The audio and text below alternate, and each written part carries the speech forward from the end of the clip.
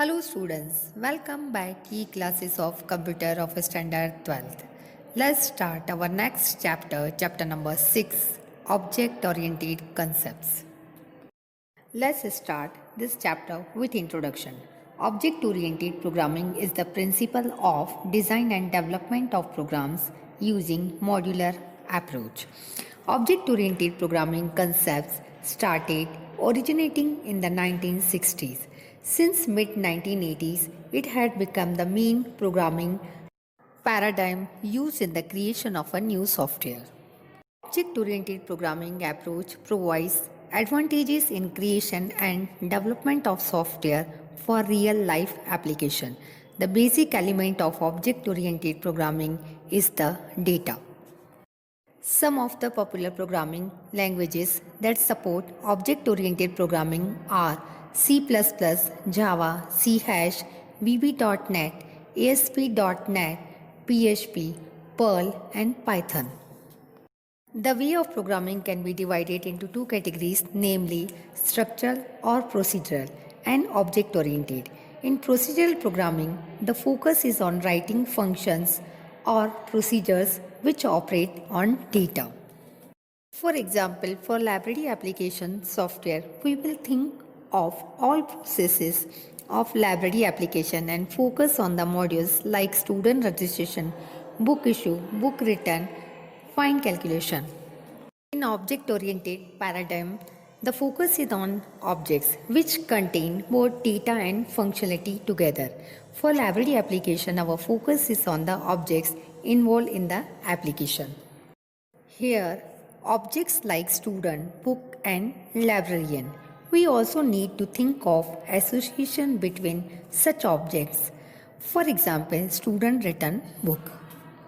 The power of object-oriented programming language enables the programmer to create modular, reusable and extendable code. Flexibility is gained by being able to change or replace modules without disturbing other parts of code. Software development speed is gained by reusing and enhancing the existing code. Objects are classified using a concept of class.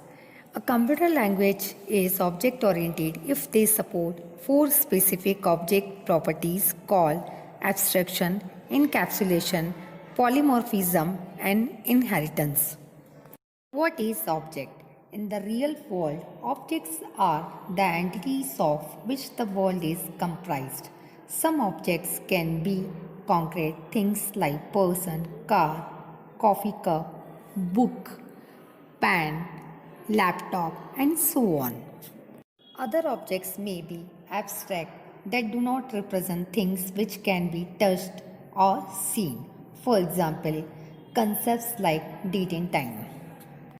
All objects have unique identity and are distinguishable from each other. Every person has characteristics like name, city, gender, birthday, profession.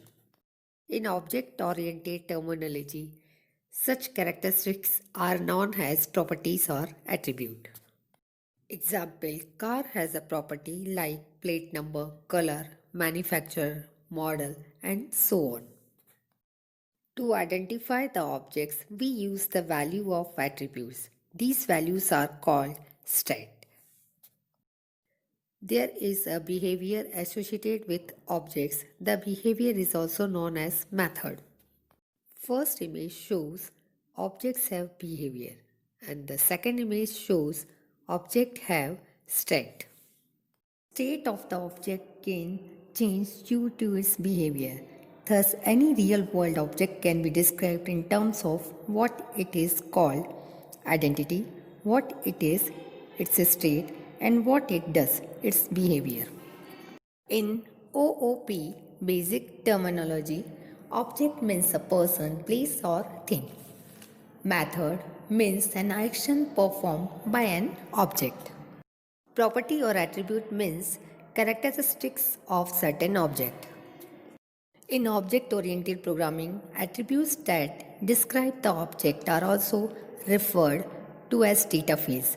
The data attributes and behavioral methods associated with an object are collectively referred to as members or features. When we design for any software application, objects to be considered should be meaningful to the application. For example, in railway reservation application, meaningful objects are train, passenger, ticket or station. Thank you, students.